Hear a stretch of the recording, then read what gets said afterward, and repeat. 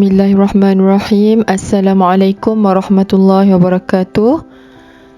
InsyaAllah kita teruskan lagi pelajaran kita pada kali ini bagi subjek pendidikan Islam tahun 6 bidang ibadat yang bertajuk ibadat puasa pada bulan Ramadan.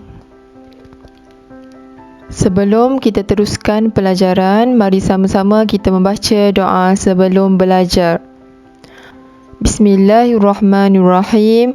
Allahumma aftah alaina hikmataka wa anshur alaina min khazaini rahmatika ya arhamar rahimin. Untuk pelajaran kali ini, murid-murid boleh merujuk buku teks muka surat 115 hingga 119. Seterusnya, mari kita lihat pengertian puasa. Apa itu puasa? Puasa ialah menahan diri daripada perkara yang membatalkan puasa bermula daripada terbit fajar hingga terbenam matahari beserta dengan niat dan syarat-syarat tertentu. Okey, apakah hukum berpuasa?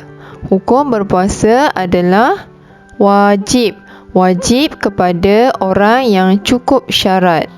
Seterusnya, dalil nakli berpuasa.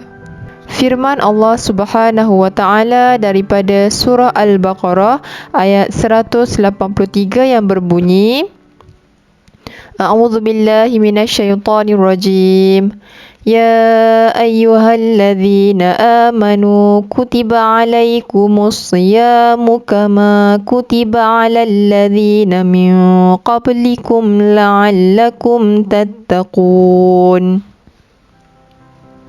Yang bermaksud, wahai orang-orang yang beriman, kamu diwajibkan berpuasa sebagaimana yang diwajibkan atas orang yang dahulu daripada kamu supaya kamu bertakwa. Seterusnya, mari kita lihat apakah syarat-syarat wajib berpuasa. Yang pertama, hendaklah seseorang itu beragama Islam. Yang kedua, berakal. Seterusnya, baligh, iaitu sampai umur. Dan yang keempat, syarat wajib puasa ialah mampu berpuasa. Seseorang itu tidak berada dalam keadaan uzur yang menghalang untuk berpuasa. Seterusnya, mari kita lihat amalan sunat ketika berpuasa. Apakah amalan-amalan sunat ketika berpuasa? Yang pertama, bersahur. Yang kedua, menjauhi perkara yang membatalkan puasa seperti bercakap perkara-perkara yang tidak berfaedah dan sebagainya. Yang ketiga, mengelakkan diri daripada perkara yang mengurangkan pahala puasa. Seterusnya, amalan sunat ketika berpuasa lagi. Yang keempat, membaca Al-Quran. Ketika berpuasa, kita disunat memperbanyakkan bacaan Al-Quran. Seterusnya, berbuka puasa. Dan yang keenam, solat tarawih. Disunatkan kita menyegerakan berbuka apabila masuk sahaja waktu azan maghrib. Segeralah kita berbuka puasa. Disunatkan berbuka dengan rutab ataupun tamar. Rutab ialah kurma basah. Tamar ialah kurma kering. Seterusnya, kita juga disunatkan supaya berdoa sebelum berbuka, kerana berdoa ketika hampir berbuka mustajab di sisi Allah Subhanahu wa taala. Baiklah, mari kita lihat rukun berpuasa. Rukun yang pertama ialah niat. Niat puasa hendaklah dilakukan pada malam hari hingga sebelum terbit fajar. Jika seseorang tersebut berniat dalam tempoh masa yang ditetapkan, maka puasanya tidak dikira. Seterusnya, apakah lafaz niat puasa? Lafaz niat puasa adalah nawaitu sawma ghadin an adai fardi syahri Ramadana hadhihi sanati lillahi ta'ala. Maksudnya, sahaja aku berpuasa esok hari bagi menunaikan fardu bulan Ramadan tahun ini kerana Allah Ta'ala. Seterusnya, rukun puasa yang kedua ialah menahan diri daripada perkara yang membatalkan puasa seperti memasukkan sesuatu ke dalam rongga yang terbuka. Rongga yang terbuka di sini bermaksud rongga yang mempunyai lubang seperti lubang hidung, lubang telinga dan sebagainya. Pusat adalah bukan rongga yang terbuka.